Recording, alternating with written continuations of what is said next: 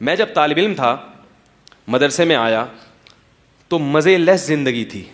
مزوں کے علاوہ کیا تھا؟ سب کچھ تھا. کوئی جانتا نہیں تھا.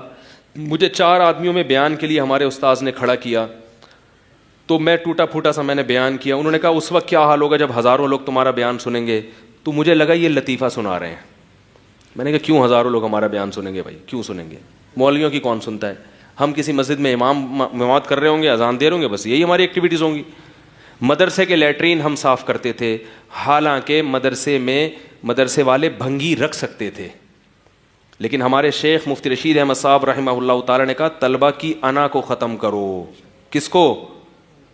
بولو بھائی, انا. کہ جب آپ کا مدرسہ ہے تو لیٹرین کون صاف کر؟ میں نے اپنے گھر میں کبھی زندگی میں نہ پہلے اور نہ اب لیٹرین صاف کی ہے, مجھے گھن آتی تھی. مگر مدرسے میں جہاں ہم پڑھتے تھے لیٹرین کا مطلب فلش, وہ ہم صاف کرتے تھے. حضرت نے پابندی لگائی تھی کوئی بھنگی نہیں آئے گا, آپ کرو گے.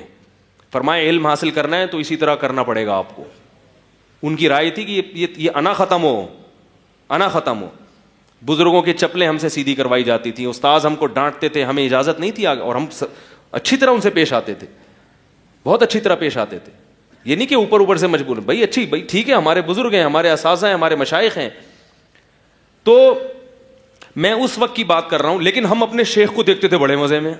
ہمارے جو حضرت مفتی رشید صاحب لاکھوں روپے کی خوشبوئیں لگا رہے ہیں, اور جناب ان کا دفتر بڑا خوبصورت, ایئر کنڈیشن روم. ہم دیکھتے تھے تو ہمیں ہوتا تھا یار ان کو دیکھو اور ہم کو دیکھو, ہم دال کھا رہے ہیں. تو اس وقت میرے استاذ نے ایک بات کہی, فرمایا کہ بزرگوں کا یا علماء کا آخری زمانہ دیکھو گے تو گمراہ ہوگے, ان کی پچھلی زندگی دیکھو. ہمارے حضرت نے 60 سال کی عمر تک دال کھائی ہے روزانہ. پیسے نہیں ہوتے تھے انڈا کھانے کے, یہ تو میں کئی بار بیانات میں بتا چکا ہوں, انڈا کھانے کے. اور فرماتے ہیں کہ اس غربت میں ایسے رہتا تھا جیسا ملک کا کیا ہوں میں بادشاہ, اس قدر غربت. اور عہدہ کیا تھا؟ دارالعلوم کورنگی میں شیخ الحدیث. 20 سال میرے شیخ نے صحیح بخاری پڑھائی ہے, جو سب سے بڑا عہدہ, اور پاکستان کا سب سے بڑا مدرسہ دارالعلوم کورنگی میں.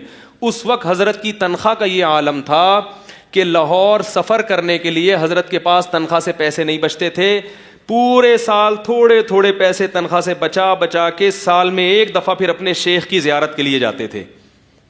ٹرین کا کرایہ جمع ہوتا تھا, بسوں میں سفر کرتے لٹک کے, ٹھیک ہے نا. بچی کی طبیعت خراب ہوئی تو ٹیکسی, حضرت کے پاس گاڑی واڑی نہیں تھی, ٹیکسی کے انتظار میں بچی کی جان چلی گئی. بخار ہوا تیز, وہ انتقال ہو گیا اس بچی کا. یہ عالم تھا غربت کا. تو لوگ اس وقت کو دیکھ رہے ہوتے ہیں.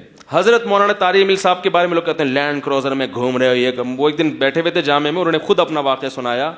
فرمایا میں 18 سال کی عمر, جس وقت انسان کے نا بڑے بڑے پلان ہوتے ہیں, اس وقت ہم اندرون سندھ کے دیہاتوں میں دھکے کھاتے تھے. کوئی ہماری بات, کوئی نہیں سنتا تھا ہماری بات. فرمایا کہ کئی سال دھکے کھا کے لوگ کیا کرتے تھے کہ مسجدوں سے سامان اٹھا کے باہر پھینک دیتے. اور یہ تھے بڑے اونچے خاندان کے, میڈیکل کالج MBBS چھوڑ کر آئے ہیں. ایک جہاں ٹھاٹ باٹ دیکھے, زمیندار تھے, چودھری تھے وڈیروں, ان کے باپ دادا سارے علاقے کے چودھری. اتنے بڑے آدمی کے ساتھ جب یہ سلوک ہوگا, نہ گھر میں عزت, گھر میں بھی تانے کے مولوی بن گیا, مولوی بن رہا ہے, کسی کام کا نہیں. فرماتے تھے کہ ہم دھکے کھاتے تھے.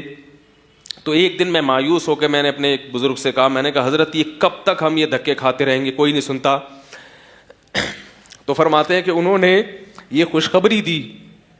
فرمایا کہ تم یہ اللہ کے لیے قربانی دے رہے ہو, ایک وقت آئے گا بادشاہوں تک اللہ تمہاری رسائی, بولو بھائی, بادشاہ تمہیں بلائیں گے, وزراء تمہیں بلائیں گے. تو یہ جو اہل اللہ کے آخری زمانہ ہوتا ہے نا, جس میں لینڈ کروزر میں گھوم رہے ہوتے ہیں, اس کو دیکھ کے گمراہ ہونے کی کوشش.